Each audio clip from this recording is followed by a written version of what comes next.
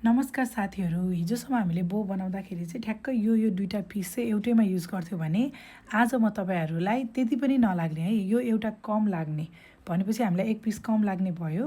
अलिकति अझै कम खर्चमा चाहिँ बन्ने खालको यो डिजाइन हेर्नुहोस् त, यति राम्रो देखिएको छ। बोमा पनि त्यत्तिकै राम्रो देखेको थियो भन्दा यो तीनटा पिसवाला पनि एकदमै राम्रो देखिएको छ। म यस्तो बनाउन चाहिँ आज तपाईँहरूलाई सिकाउँछु है त। फर्स्टमा चाहिँ त्यो जुन हामीले लेन्थमा काट्थ्यौँ नि, मैले भनेको 7, त्यो 7को हाफ इन्चको चाहिँ तपाईँले चाहिँ यो रेडी गर्नुपर्ने हुन्छ। र सबैभन्दा राम्रो कुरा चाहिँ यसरी ट्याक्क सरर तपाईँले यो बोर्डरहरू चाहिँ सबै डढाल्नु होला, किन भन्दाखेरि अब उध्रियो भने चाहिँ फिनिसिङ चाहिँ राम्रो आउँदैन। धागोहरू उध्रियो भनेर भन्नुभएको छ कतिजनाले, यसरी गरिदिनु होला। अनि यहाँनिर हेर्नुहोस् है, यसको चाहिँ यस्तो स्टाइलमा चाहिँ गर्नुपर्ने हुन्छ है। यो डिजाइन पनि तपाईँले एकदम बनाउन सक्नुहुन्छ। बोवाला भन्दा पनि अलिकति कम खर्चमा बन्छ यो। हामीले राम्रो डिजाइन बनाउन सक्यो अझै कम खर्चमा भनेको त एकदमै राम्रो कुरा भयो नि त, होइन र?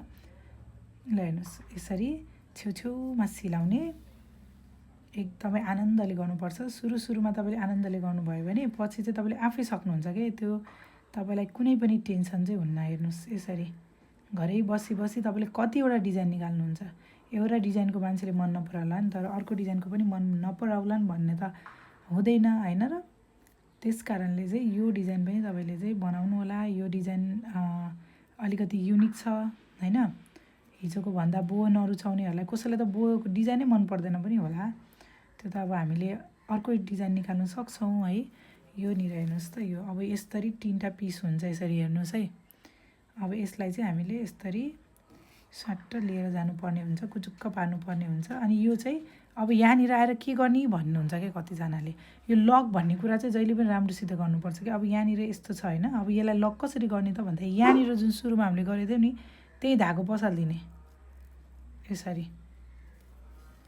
ल हेर्नुहोस् है, ल हेर्नुहोस्। अब यहाँनिर अलिकति दबाई पनि गर्नुपर्छ कि। ल हेर्नुहोस् कति राम्रो भइहाल्छ। अनि यहाँनिर चाहिँ यो मोतीवाला चाहिँ खुब रुचाएको रहेछन् अहिले, त्यही भएर हामीले चाहिँ यसमा बिचमा मोती हाल्नेछौँ। अनि फिनिसिङ पनि तपाईँले मजाले दिन सक्नुहुन्छ, आत्तिन हुँदैन बनाउँदाखेरि। यहाँ हेर्नु न, मैले यो धागो नै देखेको छैन कि, यहाँनिर धागै देखेको छैन। तपाईँले मैले भनेको डिजाइनले राम्रोसित गर्नु न, नआत्तिकन। अनि न यहाँनिर तपाईँको त्यो ऊहरू अगाडि बढेछ अरे, यहाँ हेर्नुहोस्, न त्यो के अरे धागोहरू उड्या। अनि यो लाइटर चलाउँदाखेरि अलिकति ध्यान दिनु, नत्र यसरी जल्छ। हेर्नुहोस् है, ल हेर्नुहोस् है, यो त्योभन्दा नि यो राम्रो भयो। अब तपाईँले चाहिँ यसमा मोती पनि हाल्न सक्नुहुन्छ। मैले चाहिँ मोती हालेर देखाउँछु है। मोती चाहिँ तपाईँको के अरे मजाले उस दोकानहरूमा पाउँछ।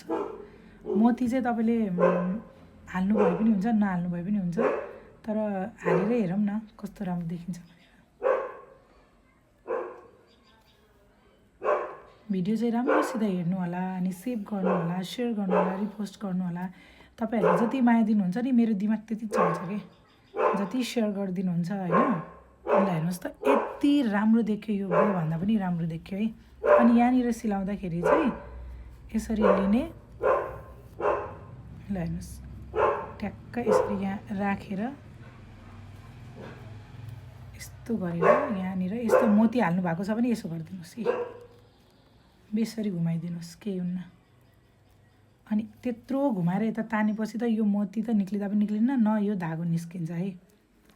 यहाँ हेर्नुहोस्, तपाईँहरू आफूले पनि नयाँ डिजाइन निकाल्नुहुन्छ भने निकाल्नु पाउनुहुन्छ। मैले पनि तपाईँलाई अझै राम्रो डिजाइन मसँग छ, मैले मजाले सेयर गर्छु। तपाईँहरूसँग रिबन रबर छ भने स्लोली डिजाइनहरू बनाउँदै जानुहोस्।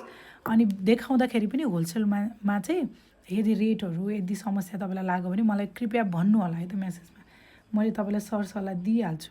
मभन्दा सस्तो रबर पाउनुभएको छ भने उतै किन्नु, मभन्दा महँगो तपाईँकोतिर पाउँछ भने मसँगै मगाउनु है। अनि मैले चाहिँ सबै मैले यो एउटा दुइटासँग मात्रै हाल्छु कि, मैले सबैमा यो सेम हाल्नु सक्दैन। मसँग चाहिँ यो कुनैमा मात्रै मैले सेम कलर हालेको हुन्छु है। Thank you so much for watching. यति धेरै माया गरिदिनु भएको लागि धेरै धन्यवाद। अनि यो डिजाइन पनि बनाउनु होला है, अनि फेरि हरेस नखानु होला भन्न चाहन्छु। आफूले बनाएको सामानहरू काहीँ न काहीँ देखाउनु भयो भने पक्कै पनि बिग्छ कि, टेन्सन नगर्नु होला। By by.